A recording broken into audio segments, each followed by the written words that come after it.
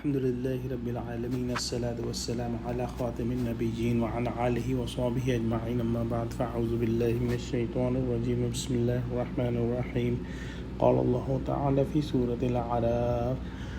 إن الذين كذبوا بآياتنا واستكبروا عنها لا تفتح لهم أبواب السماء ولا يدخلون الجنة حتى يلج الجمل في سم الخياط وَكَذَلِكَ نَجْزِي الْمُجْرِمِينَ۔ ترجمہ: جن لوگوں نے ہماری آیتوں کو جھٹلایا اور ان سے سرتابی کی، ان کے لیے نہ آسمان کے دروازے کھولے جائیں گے اور نہ وہ بہشت میں داخل ہوں گے یہاں تک کہ اونٹ سوئی کے ناکے میں سے نہ نکل جائے، اور گناہ گاروں کو ہم ایسی ہی سزا دیا کرتے ہیں۔ پچھلی آیت میں ہم نے پڑھا کہ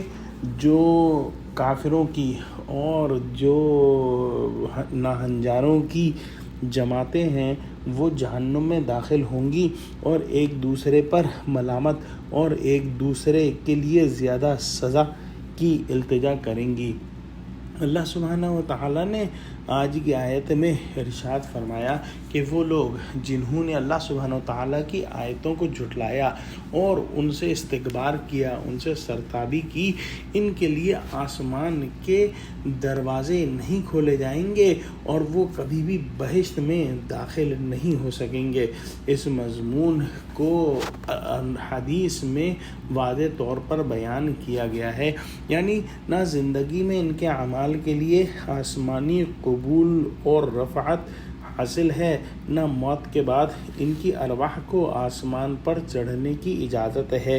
حدیث صحیح میں ہے کہ بعد موت کافر کی روح کو آسمان کی جانب سے سجین کی طرف دھکے دیے جاتے ہیں اور مومن کی روح 7ویں آسمان تک صعود کرتی ہے۔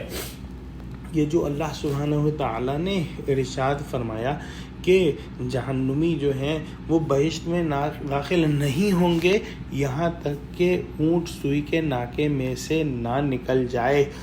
یہ جو ہے تعلیق بالمحال کے طور پر بیان فرمایا۔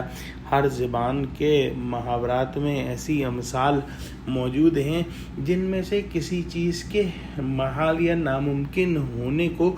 دوسری محال چیز پر یا ناممکن چیز پر معلق کر کے ظاہر کیا جاتا ہے، یعنی جس طرح یہ ناممکن ہے کہ اونٹ اپنی اسی